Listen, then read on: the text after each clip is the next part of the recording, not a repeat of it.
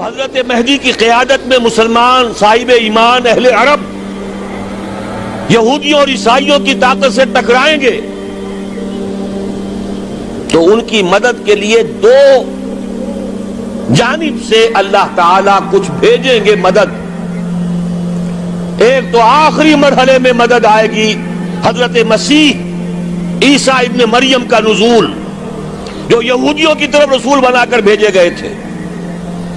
انہیں یہودیوں نے اپنے خیال میں سولی پر چڑھا دیا، لیکن اللہ نے فرمایا وما صلبوہ وما قتلوہ ولکن شبہ لہم بل رفعہ اللہ الیہ. اللہ تو اپنی طرف اٹھا کر لے گیا. اور احادیث صحیحہ جو کہ ہمارے ہاں متواترہ کے درجے میں، وہ احادیث جو صحیحین کی ہیں، ان سے ثابت ہے کہ حضرت عیسیٰ ابن مریم دوبارہ زمین پر آئیں گے. اور یہودیوں کا سب سے بڑا سرغنہ جو خود مسیح ہونے ہی کا دعویٰ کر رہا ہوگا، مسیح الدجال، اسے حضرت مسیح قتل کرے گے. لیکن ایک دوسری حدیث سے معلوم ہوتا ہے کہ مشرق سے فوجیں آئیں گی حضرت مہدی کی مدد کے لیے. یخرجون ناس من المشرق یؤدون للمہدی یعنی سلطانہ. مشرق کی طرف سے فوجیں آئیں گی کہ جو مہدی کی حکومت کو مستحکم کرے گی. خراسان کا لفظ آتا ہے ایک دوسری حدیث میں. خراسان سے سیاہ عالم چلیں گے، انہیں کوئی نہیں روک سکے گا یہاں تک کہ وہ یروشلم میں جا کر نصب ہو جائیں گے. اور حضور کے زمانے میں اچھی طرح سمجھ لیجئے، ہند کسے کہتے تھے حضور کے زمانے میں؟ پاکستان ہند میں شامل نہیں تھا. سندھ و ہند، سندھ ایک مکمل ملک تھا، ہند اس کے بعد شروع ہوتا تھا. یہ راجپوتانے کا اور تھر کا ڈیزرٹ جو ہے، اس سے آگے جو ہندوستان ہے وہ ہند تھا. یہ جو ہمارا پاکستان ہے یہ ہمیشہ ہند میں شامل نہیں رہا. حضور کے زمانے میں بالخصوص سندھ و ہند، دریائے سندھ چلا آ رہا ہے. یہ ساری ٹریبیوٹریز جو پنجاب کے اندر اس کی ہیں، یہ سب ایک علیحدہ ملک ہے جو اس زمانے میں سندھ کہلاتا تھا. اور نمبر 2 یاد کیجئے، اس زمانے میں خراسان ایک علاقہ تھا جس میں موجودہ افغانستان کا 2/3، تھوڑا سا حصہ ایران کا، اور جہاں تک میں تحقیق کر سکا ہوں آج تک پاکستان کا بھی علاقہ، خاص طور پر مالاکنڈ ڈویژن جو اس خراسان میں شامل ہے. خراسان سے سیاہ عالم چلیں گے جو جا کر یروشلم میں نصب ہوں گے. یہاں بھی ایک نقطہ نوٹ کر لیجئے، پہلے بھی یروشلم ہم سے چھینا تھا. کس نے چھینا تھا؟ عیسائیوں نے، کروسیڈرز. واپس کون لیا؟ کس نے لیا؟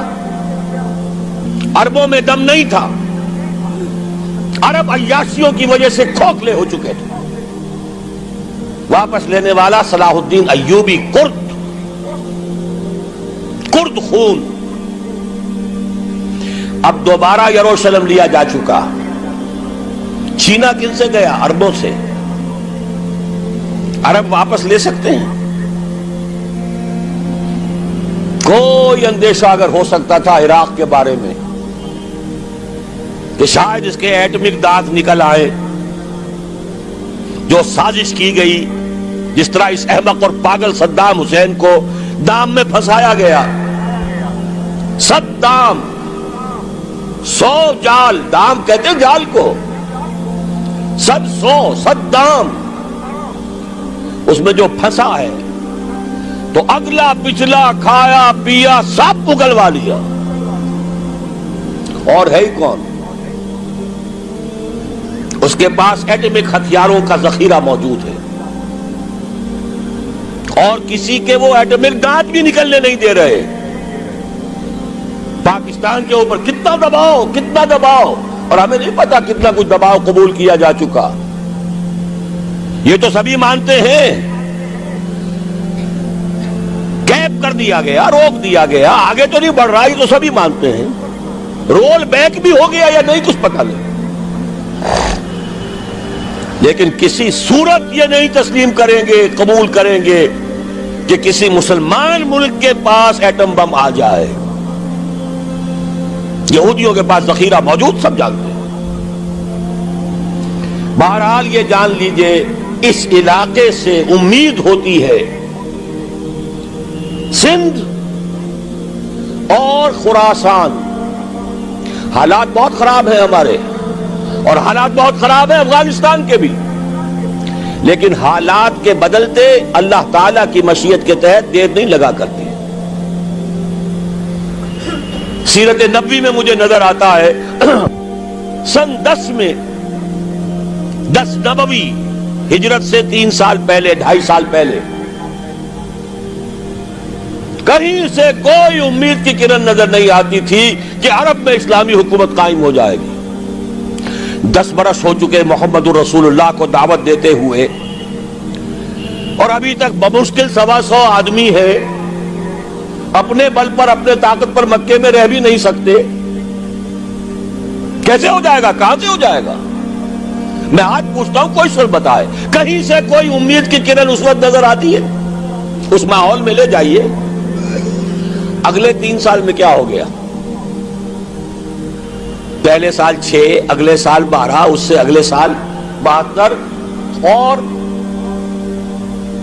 بیعت عقبہ ثانیہ ہجرت، اور وہاں سے اب حضور کی طرف سے انیشیٹ شروع ہو گیا، انیشیٹو.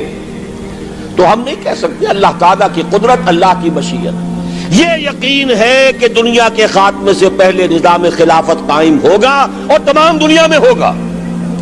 ظاہر ہے کہیں پہلے کسی ایک جگہ سے ہوگا، جیسے حضور کے زمانے میں ہوا. اگر بیک وقت پوری دنیا میں ہو سکتا تو حضور کے دست مبارک سے ہوتا. اگر حضور کے دست مبارک سے بھی ایک ملک میں ہوا، جزیرہ نما عرب میں ہوا، پھر حضور کے امتی ہیں نا، ابو بکر ہے، عمر ہے، عثمان ہے، صحابہ کرام کی فوجیں نکلی ہیں، امتی ہیں، امتیوں کے ہاتھوں اس کی توسیع ہوئی. اب بھی یہی ہوگا، کسی ایک علاقے میں ہوگا. میرا گمان ہے، میں یہ یقین سے نہیں کہہ سکتا.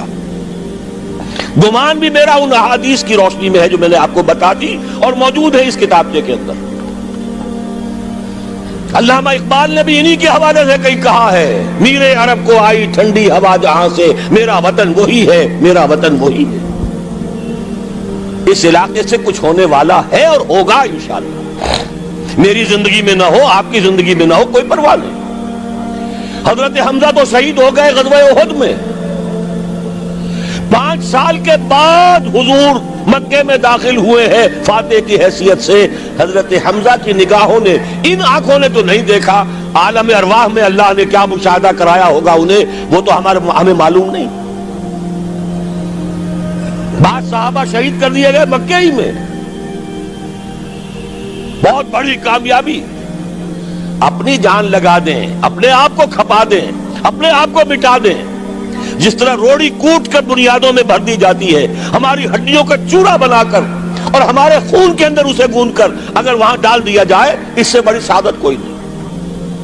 اس پر تعمیر ہو خلافت علی منہاج النبوہ کی، ہم اس کی بنیاد کے اندر دفن ہو جائیں، یہی بہت بڑی سعادت ہے. لیکن یہ ہوگا. میں نے عرض کیا تھا کہ یقین ہے مجھے کہ ہوگا، اور ہر صاحب ایمان کو یقین ہونا چاہیے کہ ہوگا.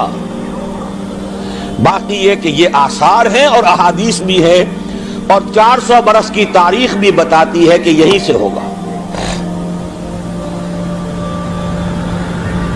1000 برس تک سارے مجددین امت عالم عرب میں پیدا ہوئے. 11ویں صدی کا مجدد اعظم شیخ احمد سرہندی کہاں دفن ہے؟ سرہند میں، ہندوستان میں. 12ویں صدی کا مجدد اعظم شاہ ولی اللہ دہلوی کہاں دفن ہے؟ دہلی میں. 13ویں صدی کا مجدد اعظم سید احمد بریلوی، ان کی تو قبر بھی معلوم نہیں، لیکن ان کا خون جذب ہوا دریائے کنہار میں، اور ان کے سینکڑوں ساتھیوں کی لاشیں اس بالا کوٹ کے مقام پر. 14ویں صدی کے مجدد اعظم شیخ الہند، لیکن ان کے ساتھ ساتھ اتنے اعظم رجال علامہ اقبال جیسا مفکر، مولانا مودودی جیسا مصنف، مولانا الیاس جیسا مبلغ، کہیں اور ہمیں دکھا دیجئے آپ۔ میں کل کہیں عرض کر رہا تھا، دیکھیے پہلے جو ہے 1000 برس تک ہر خیر ہندوستان میں باہر سے آ رہا تھا۔ معین الدین اجمیری باہر سے آ رہے ہیں، شیخ علی حجویری باہر سے آ رہے ہیں، سندھ میں جتنے اولیاء دفن ہیں سب کے سب باہر سے، ایران سے چلے آ رہے ہیں۔ لیکن جیسے ہی 11ویں صدی شروع ہوئی، ریورس ہو گیا آرڈر۔ اب سلسلہ مجددیہ نقشبندیہ اب ہندوستان سے نکل کر پھیل رہا ہے۔ پورا افغانستان، پورا ترکستان، تمام یہ ترک ریاستیں جو آزاد ہوئی ہیں ابھی USSR کے خاتمے کے بعد، یہاں تک کہ سائپرس، جزیرہ قبرص، پورا ترکی جو اب بھی ہے موجودہ ترکی، سلسلہ مجددیہ نقشبندیہ کہاں سے چلا؟ ہندوستان سے پھیل گیا پورے عالم اسلام۔ مفکر، علماء دین کا اور تمام علوم دینی کا مجدد شاہ ولی اللہ دہلوی، خالص ترین جہاد فی سبیل اللہ دور صحابہ کے بعد جماعت مجاہدین جام شہادت نوش کیا، سینکڑوں ہمارے مجاہدین۔ پھر 14ویں صدی میں اقبال جیسا مفکر، مودودی جیسا، دوبارہ دوہرا رہا ہوں، مصنف، مولانا الیاس جیسا مبلغ، مجھے تو کہیں نظر نہیں آتا۔ تمام مسلمان ممالک آزاد ہوئے، کہیں اسلام کا نام نہیں لگا، نہ سرکاروں نے نعرہ لگایا، نہ کہیں کسی اور نے نعرہ لگایا۔ عربوں نے بھی عرب نیشنلزم کا نعرہ لگایا، اسلام کا نعرہ نہیں۔ تحریک پاکستان میں نعرہ لگا، پاکستان کا مطلب کیا؟ لا الہ الا اللہ۔ صبح عرض کر چکا ہوں، تحریک خلافت پوری دنیا میں کہیں نہیں، صرف بر عظیم پاک و ہند میں۔ اور کیسی تحریک خلافت کہ ہندو شریک ہوئے، گاندھی شامل ہوا، پورے ہندوستان کو جس نے گنجا دیا۔ یہ دوسری بات ہے کہ جب خود مصطفیٰ کمال نے ختم کر دیا تو اب کیا کرتے؟ مدعی سست گواہ چست۔ نوٹ کرنے کی بات ہے، کچھ آثار ہیں، 400 سال کی تاریخ ہے، بتا رہی ہے پاکستان کا قیام خود ایک معجزہ۔ یہ ساری چیزیں مشیت ایزدی میں کسی بڑے خیر کا پیش خیمہ ہے۔